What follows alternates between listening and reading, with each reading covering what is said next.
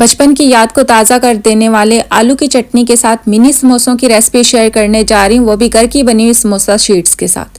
मांडा पट्टी तैयार करने के लिए एक बर्तन में डाल देते हैं 1 कप मैदा, हाफ टी स्पून नमक। मैदे के अंदर नमक को आपने अच्छी तरह से मिक्स कर देने, थोड़ा सा पानी डाल देते हैं और एक दरमियाना सा डो तैयार कर लेंगे। इसके लिए आपने डो बहुत सख्त भी नहीं रखना, बहुत नरम भी नहीं रखना। इस तरह आपने दरमियाना सा डो तैयार करना है। ऊपर से इसको कवर करके 5 मिनट के लिए छोड़ देंगे। 5 मिनट हो चुके हैं।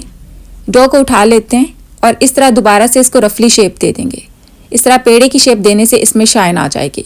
दरमियान से तोड़ लेते हैं और इस तरह इसके छोटे छोटे पेड़े तैयार करना शुरू कर देते हैं। आपके 9 से 10 छोटे साइज़ के पेड़े तैयार हो जाएंगे। इस तरह आपने पेड़ों को शेप दे के कवर करके रख देना है। सफ़स पे मैदा छिड़क लें। पेड़े को इस तरह फैला लेते हैं, सफ़स के ऊपर रख देंगे, थोड़ा सा मैदा छिड़क के बेल लेते हैं। दूसरी साइड से भी अच्छी तरह से बेल लेंगे। अब इसके ऊपर लगा देते हैं हाफ टी स्पून तेल, अच्छी तरह से फैला देंगे और इसके ऊपर थोड़ा सा मैदा छिड़क लेंगे। दूसरी रोटी भी इसी तरह रख देते हैं, फिर से लगा देते हैं थोड़ा सा तेल, मैदा छिड़क लें और इसी तरह आपने रोटियां रखते जाना है। आखिरी लेयर के ऊपर आपने इस तरह मैदा छिड़क के इन रोटियों को फैला देना है और आहिस्ता आहिस्ता बेलन के साथ बेल लेना है। रोटी को उठा लेते हैं। तवा हमने गर्म करने के लिए रखा हुआ मीडियम हीट पर, इसको तवे पे डाल देंगे। थोड़ी देर के बाद आपने इसका साइड पलट देना है। इसमें फूल नहीं आने देने, बस आपने इसका कच्चापन दूर होने तक इसको पकाना है। इसको उतार लेते हैं। अब इन रोटियों को सेपरेट करके दिखा देते हैं।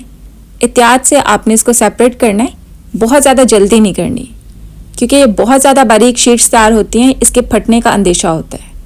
इस तरह ये आसानी से अलग हो जाएंगी। बस आपने ध्यान रखना है, जब आपने रोटियों को बेलना है उसके सेंटर में आपने तेल और मैदा अच्छी तरह से लगाना है, फिर आपकी ये आसानी से रोटियाँ सेपरेट हो जाएंगी। एक और रोटी अलग करके दिखा देते हैं। एहतियात से आपने इस तरह इसको खींचना है तो ये बड़े आराम से सेपरेट हो जाएगी।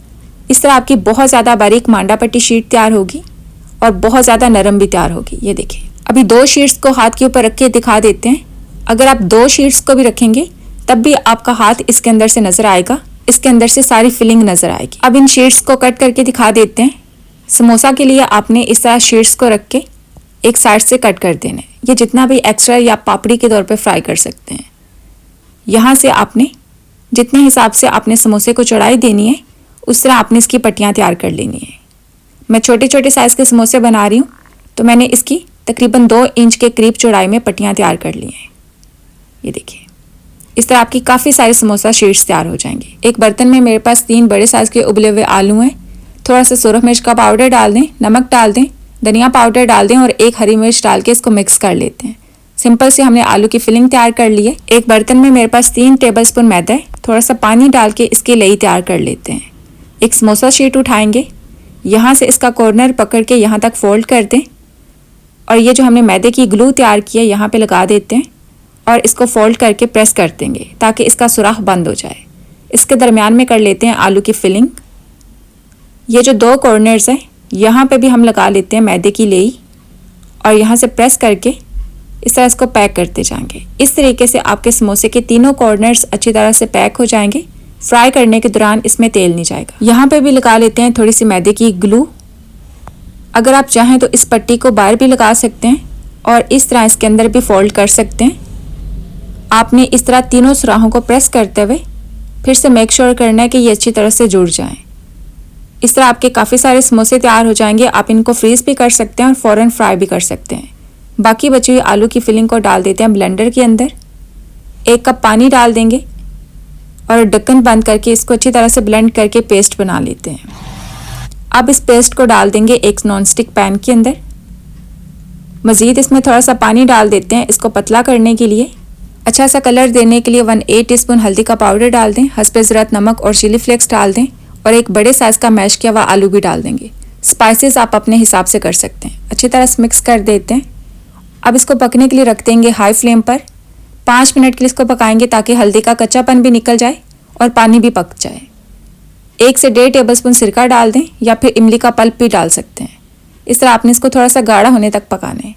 इसको फ्लेम से हटा के ठंडा कर लेते हैं। समोसे फ्राई करने के लिए तेल को आपने दरमियानी आंच पे गर्म करना है, बहुत ज़्यादा गर्म नहीं करना। एक बार मिक्स कर देते हैं और इसको ऊपर तैयार के आने तक इंतज़ार करेंगे।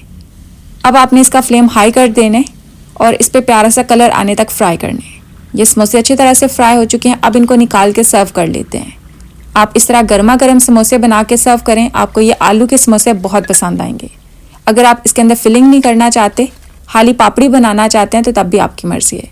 बची हुई पापड़ी को भी हमने फ्राई कर ली है। इस तरह आप आलू की चटनी के साथ पापड़ी को भी सर्व कर सकते हैं। इस तरह आपके मज़ेदार क्रिस्पी आलू के समोसे तैयार हो जाएंगे। एक समोसा तोड़ के दिखा देते हैं।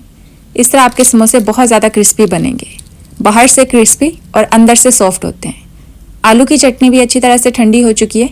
इसको ज़्यादा फ्लेवर देने के लिए थोड़ा सा चाट मसाला डाल दें और मिक्स कर दें। अब इसको सर्व करके दिखा देते हैं। समोसों के ऊपर आपने इस तरह आलू की चटनी डाल के इनको सर्व कर देना है। स्कूल के बाहर मिलने वाले आलू की चटनी के साथ मज़ेदार से समोसे तैयार हो चुके हैं। आप इस तरह समोसे बना के अपनी बचपन की याद को ताज़ा करें। अपना ख्याल रखें। अल्लाह हाफिज़।